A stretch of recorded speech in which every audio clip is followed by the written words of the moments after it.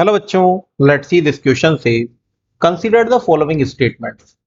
The first one is transition element form a bridge between chemically active metal of S block element and less active element of group 13 and 14.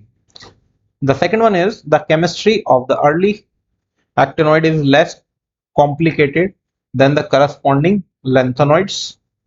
The third one is actinoid element are radioactive, and the fourth one is the element after uranium is called transuranic elements. Choose the option with incorrect statement. Our options are first and third, only second, third and fourth, and the second and third. So the key concept for this question is blocks of periodic table.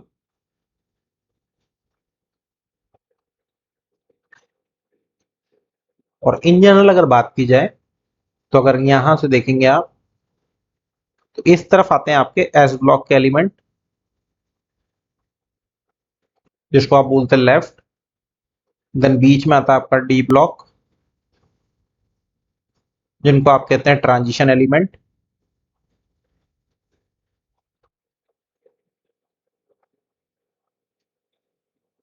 और right side में आपके आते हैं जिनको आप बोलते हैं P block के एलिमेंट. ठीक है, तो जनरली ये फर्स्ट टू सेकंड ग्रुप तक चलता है. ये आपका 3 टू बोल दीजिए 12 ग्रुप हो जाएगा, और 13 से लेके 18 आपके इसमें आ जाते हैं ग्रुप जितने भी हैं. ठीक है, और नीचे आ जाते हैं आपके एफ ब्लॉक के एलिमेंट, जिसमें दो तरह की सीरीज होती है, एक तो लेंथेनॉइड सीरीज और एक होती है एक्टिनॉइड सीरीज. इसको आप एफ ब्लॉक बोलते हैं. ये होते हैं आपके इनर ट्रांजिशन एलिमेंट. इनका ग्रुप होता है आपका थर्ड ग्रुप, या आप इसको थर्ड बी भी बोल सकते हैं या थर्ड ग्रुप बोल सकते हैं. क्लियर है. अब आते हैं, यहां बोल रहा है transition element form a bridge between the chemically active S block.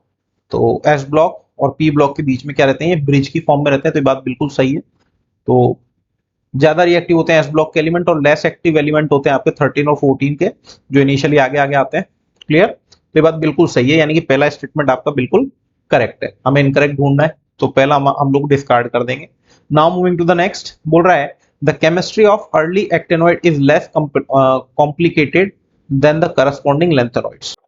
तो इसलिए आप बोल सकते हैं the chemistry of early actinoid is less complicated than the corresponding lanthanoid due to the large number of oxidation state possible for these actinoids and their radioactive nature. तो आप ऐसा लिख भी सकते हैं सेकंड स्टेटमेंट के बारे में, due to the large number of oxidation state possible for these actinoids and their radioactive nature.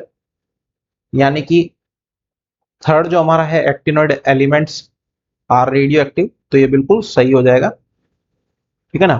तो all actinoid series elements are radioactive in nature. They release large, या बोल दे release large amount of energy on radioactive decay, इसलिए इनको radioactive बोला जाता है. So they release large amount of energy on radioactive decay. तो ये वाला ऑप्शन भी आपको जो है इनकरेक्ट हो, यहां से अगर हम लोग बोले हैं हमें तो इनकरेक्ट ढूंढना है, तो ये भी हमारा क्या है, वैसे बेसिकली हमारा करेक्ट ही है. तो अभी तक हमारे पास में जो मिल रहे हैं तो केवल अभी हम लोग देखे हैं तो chemistry of early actinoid is less compatible, तो जनरली ये कैसे होते हैं, मोर होते हैं, है ना, ये कैसे होते हैं, मोर कॉम्प्लिकेटेड होते हैं, ठीक है ना, due to the large number of oxidation state. वहां पे लेस लिखा हुआ, दैट मीन्स के वो मैंने वो पॉइंट आपका कवर नहीं किया। तो अभी तक ये हमारा ये वाला ऑप्शन जो है वो इनकरेक्ट है, ये भी आपका करेक्ट है। फोर्थ वन को चेक कर लेते हैं, ठीक है ना। फोर्थ वन आपका बोल रहा है the element after uranium are called transuranic element.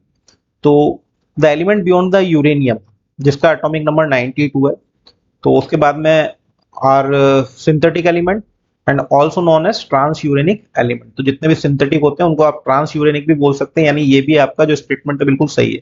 तो एक ही स्टेटमेंट यहाँ पे गलत है, ठीक है ना, incorrect statement which is second. तो सेकंड के हिसाब से एक ही ऑप्शन बनता है विच इज ऑप्शन बी।